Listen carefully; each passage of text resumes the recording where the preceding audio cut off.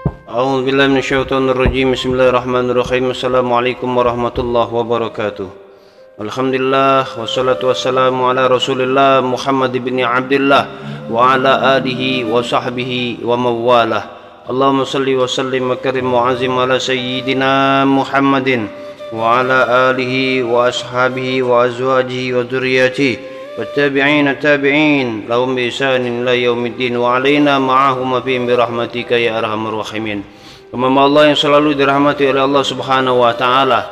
Kebanyakan daripada kita ini ayol mukmin membayangkan bahwasanya buah hasil daripada ketaatan kita kepada Allah Subhanahu wa taala itu adalah berupa daripada harta benda yang kita miliki, berupa daripada kedudukan yang kita miliki, berupa daripada jabatan yang kita miliki, berupa kehormatan yang kita miliki. Padahal ya mukmin, balasan yang Allah Subhanahu wa taala persiapkan untuk kita bukan di dunia.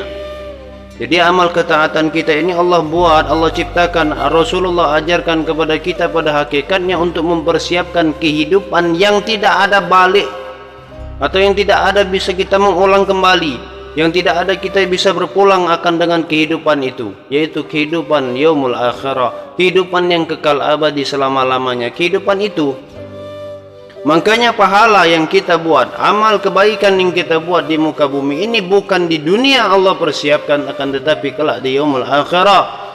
Ini kebanyakan daripada pemikiran kita salah atau keliru, bahwasanya orang yang soleh, orang yang taat itu bakal Allah berikan kehidupannya bahagia di dunia. Benar, pada dasarnya itu bukan pahala atau amal yang mereka perbuat, kenikmatan dunia yang mereka dapatkan itu bukan karena sebab ibadah mereka, pahalanya langsung Allah balas di dunia, tidak. Akan tetapi itu hanya buah manisnya daripada iman manusia yang Allah ciptakan.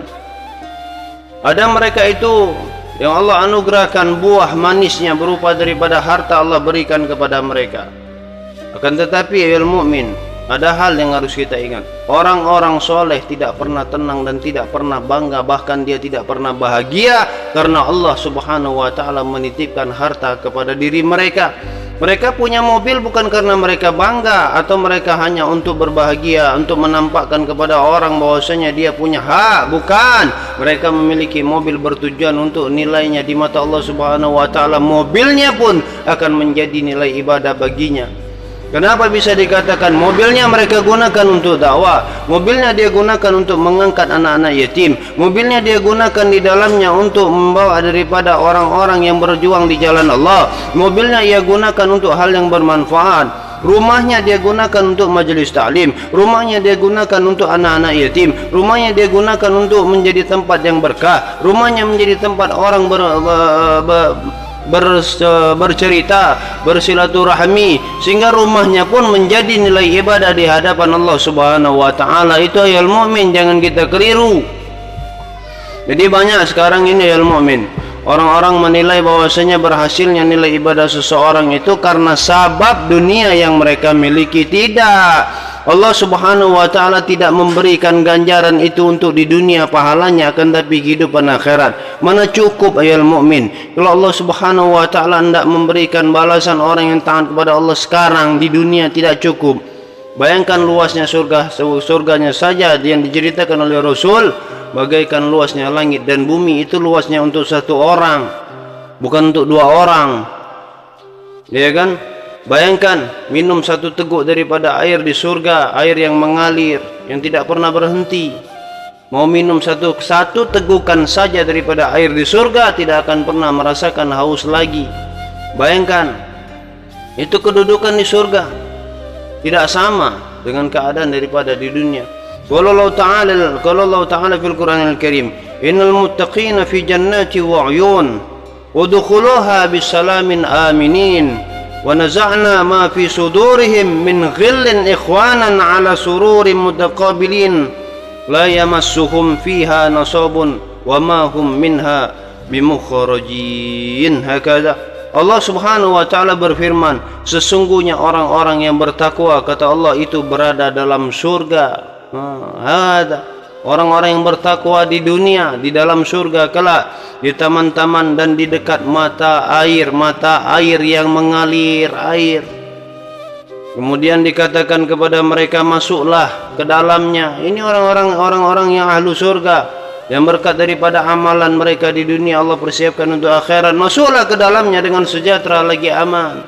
Tidak ada di sana dalam surga itu merasakan kegaduhan, kebimbangan, kegundahan layaknya kita di dunia. Tidak. Di dunia pada saat kita gaduh, pada saat kita tidak aman, Allah cuma memberikan ketentraman sesaat. Makanya ketenangan itu hanya ada pada zikir kepada Allah Subhanahu wa taala, ingat kepada Allah. Dan kami lenyapkan segala rasa dendam. Tidak ada dendam satu sama lain kalau sudah dalam surga ya mukmin. Yang berada dalam hati mereka, mereka ahlu surga, tidak ada saling dendam satu sama lain, tidak ada saling iri, saling hasad, saling hasud, kecuali perkataan yang indah-indah. Bisalam, salamun qaulan salam, dengan salam, keselamatan, kesejahteraan, itu ucapan mereka ahlu surga.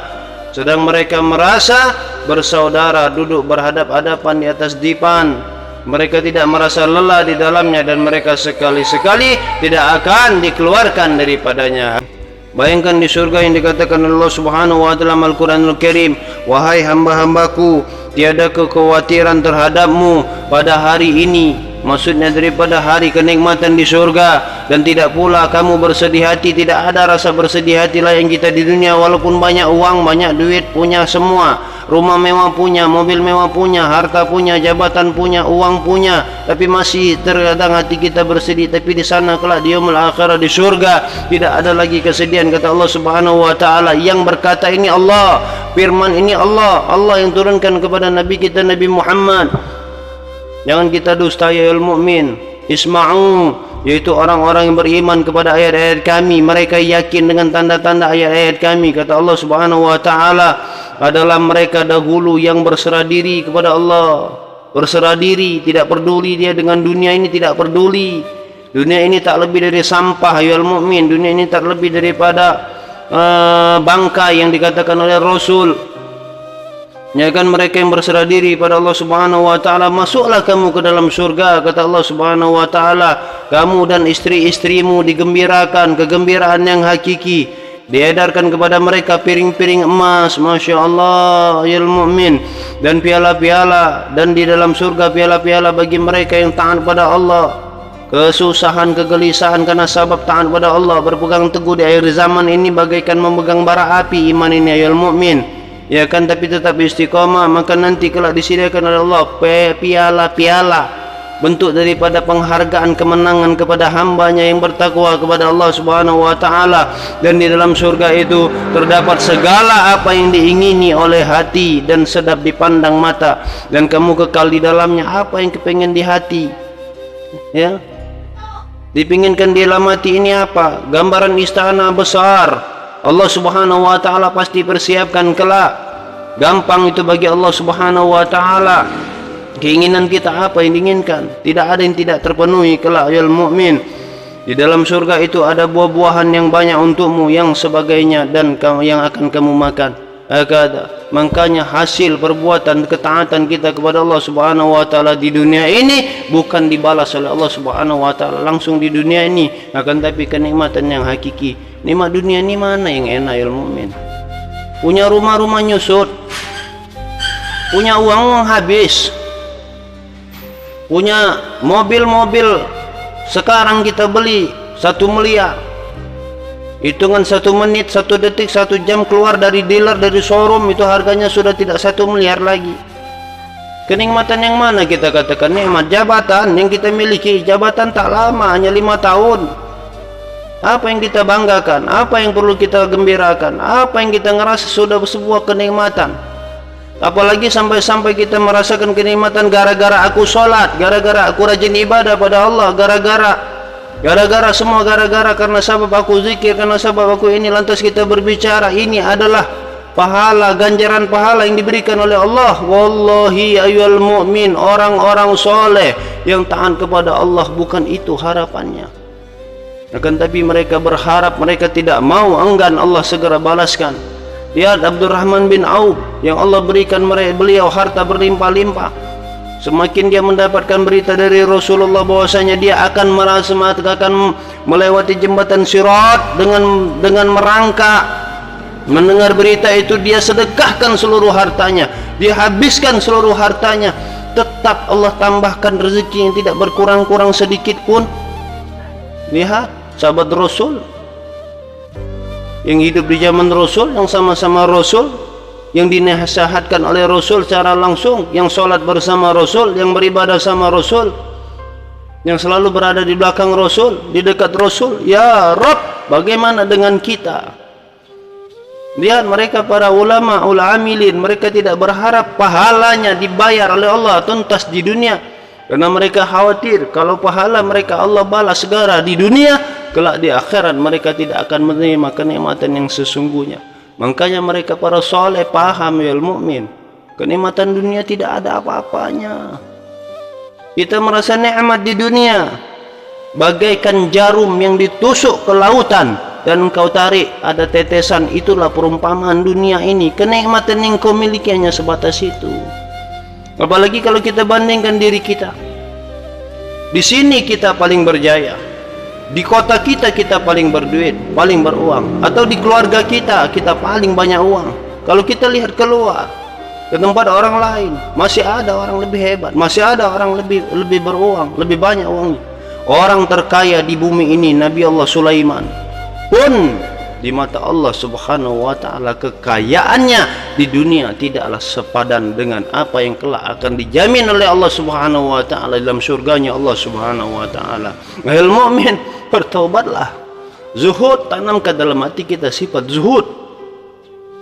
Semua titipan Allah, semua bukan milik kita, dan jangan pernah berharap kita karena sebab ibadah dan kita menganggap bahwasanya berhasilnya kita di dunia itulah ganjaran Allah Subhanahu wa ta'ala. Itu hanya buah yang Allah berikan untuk memberikan kegembiraan, kebanggaan bahwasanya dirinya akan menumbuh keyakinan kepada Allah dan semakin taat dia kepada Allah melalui daripada harta bendanya.